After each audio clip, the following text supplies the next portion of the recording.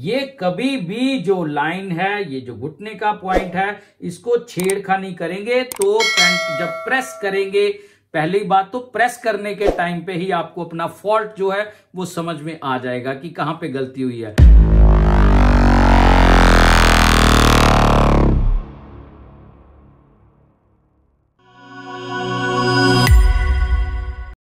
So my dear friends, कैसे हो आप सब? बढ़िया हो? तो आज के वीडियो के अंदर जो गोल्डन टिप है वो मैं एक्सप्लेन करने जा रहा हूं आप लोगों को कि जब भी पैंट का हम कटिंग करते हैं, मेंस पैंट का, फॉर्मल पैंट का जब भी कटिंग करते हैं और इस लाइन को हमने 90 डिग्री पर ही लगाना है, यानी कि किनारा पट्टी से जितना ये पॉइंट निकलता है इसका और इसका सेंटर निकाल के फिर इसी पॉइंट को आपने कॉन्टिन्यूसली किनारा पट्टी से निशान लगा के आपने ये लाइन जो है ये 90 डिग्री पर लगा लेना है। और जब बॉटम का निशान लगाना है तो बॉटम है, जैसे फॉर एग्जांपल इसका जो मैं पैंट कटिंग कर रहा हूं इसका है 14.5, तो 14.5 का हो गया आधा और उसका आधा हो गया 3.5 और 1 सूत इस तरफ आ जाएगा और 7.25 इंच का निशान जो है वो इस तरफ आ जाएगा। यानी कि सेंटर पार्ट से आपने आधा इस तरफ चले जाना है और आधा इस तरफ चले जाना है। और उसमें एक चीज और है, कुछ लोग क्या है कि जो घुटने का निशान जो है साइज जो होता है वो जरूर लेते हैं, है ना, जबकि उसका इतना जो इंपैक्ट है पैंट की कटिंग के अंदर वो डालना जरूरी नहीं है।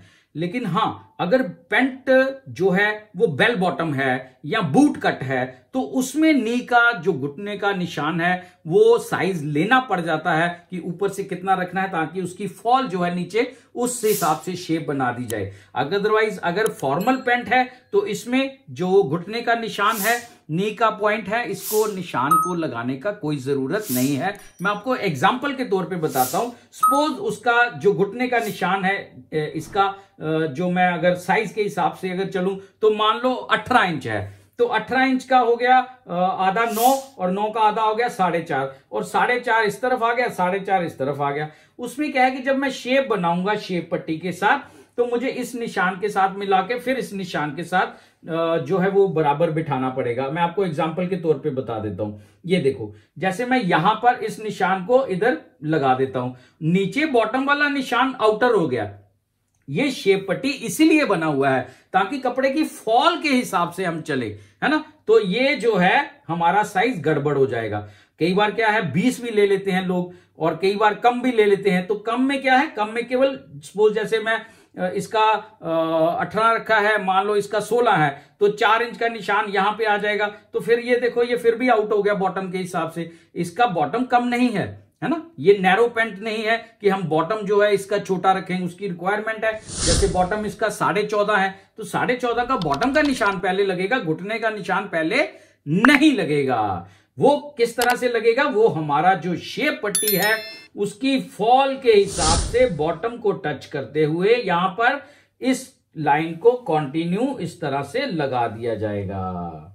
ये कभी भी जो लाइन है, ये जो घुटने का पॉइंट है, इसको छेड़खानी करेंगे तो पैंट जब प्रेस करेंगे, पहली बात तो प्रेस करने के टाइम पे ही आपको अपना फॉल्ट जो है वो समझ में आ जाएगा कि कहां पे गलती हुई है। लेकिन जबरदस्ती आप उसको पानी का थोड़ा सा छींटा लगा के प्रेस के साथ फलका के उसको आप बिठा देंगे उस समय तो, लेकिन कस्टमर को पहनने के बाद मजा नहीं आएगा। जब वो वॉश करके फिर से प्रेस कराएगा तो यहां पे घुटने जो है उसके 1-2 बार जब बैठेगा तो बाहर निकल जाएंगे, तो वो दिक्कत आएगा उसकी फॉल में भी। तो ज्यादा बेटर है आप जो है शेप पट्टी की फॉल के साथ जहां पे मिलता है वहां पर आप मिलाएंगे तो पैंट जो है क्रीज जो है उसका फ्रंट का क्रीज भी फ्रंट में आएगा और बैक का भी एकदम स्ट्रेट आएगा बिना किसी झोल के।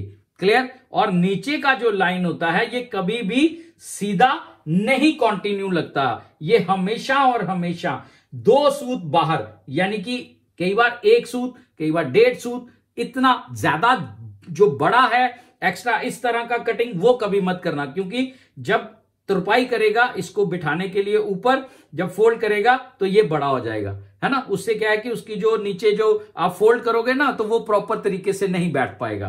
तो ज्यादा बेटर है आप केवल और केवल 1-1.5 सूत तक ही इसको बाहर निकालें, ज्यादा बाहर निकालने का जरूरत नहीं है। या दूसरा तरीका क्या है कि जब आप बराबर बाहर निकल भी जाता है तो इस कपड़े को आप इस तरह से बिठा लीजिए और इस लाइन से एक्स्ट्रा जो कपड़ा आ रहा है उसको आप कटिंग कर दीजिए, क्योंकि बैठेगा तो ये वापस ऊपर आके ना, तो इसके बराबर बैठना चाहिए। इससे बराबर बैठेगा तो रिजल्ट अच्छे आएंगे, अदरवाइज बाहर चले जाएगा तो दिक्कत आ जाएगी।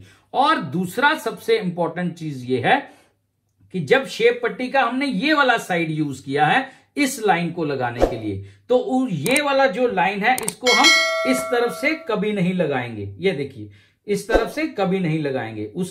अगर लाइन हमने इस तरफ से यूज किया है ना इसको, तो शेप पट्टी को आप इस तरह से ऐसे घुमा देंगे और यहां पर आप इस तरह से मिलाते हुए बॉटम वाले पॉइंट को टच करते हुए अगेन आप इस तरह से जो है अपनी शेप पट्टी की हेल्प के साथ इस लाइन को कंटिन्यू कर देंगे और नीचे का अगेन 1 सूत 1.5 सूत आप बाहर की तरफ इसको लगा देंगे। मैं आपको सीधा वैसे लगा के बताता हूं कि ये कहां पे बैठता है। ये देखिए, ये इसका जो सीधा पार्ट है मैं आपको एक्सप्लेन कर देता हूं।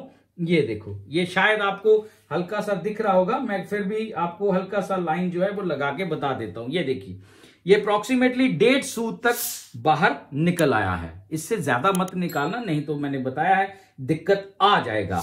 और एक जो पॉइंट्स हैं, इन पॉइंट्स को डिटेलिंग में अलग से वीडियो बना के बताने का मतलब यही है कि कुछ लोगों को अपनी कटिंग के अंदर कुछ मुश्किलात अगर आ रही हैं, कहीं पे कोई डाउट नहीं उनका क्लियर हो रहा, तो मुझे लगता है इस तरह के वीडियो जो हैं अगर उनको कहीं थोड़ा सा हेल्प कर देंगे तो मेरे लिए ये बहुत बड़ी बात होगी।